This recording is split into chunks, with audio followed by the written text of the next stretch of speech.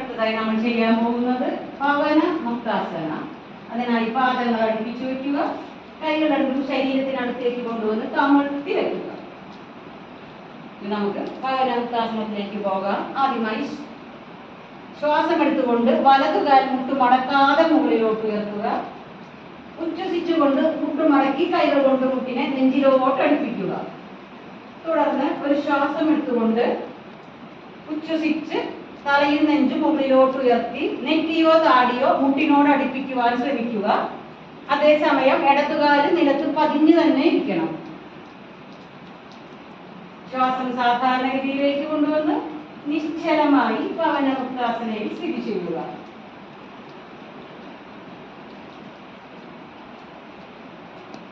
പവനം എന്ന് വെച്ചാല് വായു, മുക്തം എന്ന് വെച്ചാല് റിലീസ് ചെയ്യുക. അങ്ങനെയാണ് അതിന് പവന മുക്താസന എന്ന പേര് വന്നത്.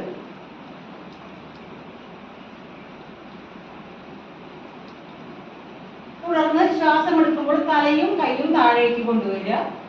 മുട്ട് നേരെ പിടിക്കുക, കാലും ഉയർത്തി പിടിക്കുക. ഉച്ഛ്വസിച്ചുകൊണ്ട് സാവധാനം താഴേക്ക് കൊണ്ടുവരാം.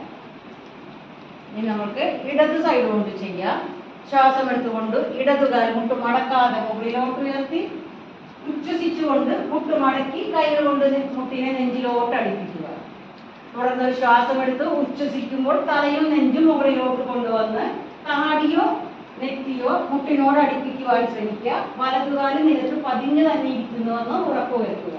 കണ്ണുകൾ അടച്ച് ശ്വാസം സാധാരണ നിലയിലേക്ക് കൊണ്ടുവന്ന് നിശ്ചലമായി പവന മുക്താസനയിൽ അല്പനേരം സ്ഥിതി ചെയ്യുക.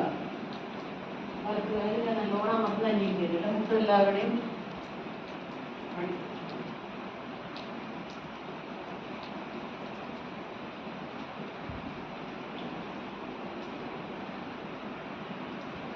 ഇനി നമുക്ക് എങ്ങനെ തിരിച്ചു വരാന്ന് വെച്ചാൽ ശ്വാസം എടുത്തുകൊണ്ട് തലയും കൈയും താഴോട്ടും ഇടതുകാലും മുന്നിൽ കപ്പി മുകളിലോട്ട് കൊണ്ടുപോയി ഉച്ഛ്വസിച്ചുകൊണ്ട് സാവധാനം താഴേക്ക് കൊണ്ടുവന്ന് ശവാസനത്തിൽ അല്പനേരം വിശ്രമിക്കുക.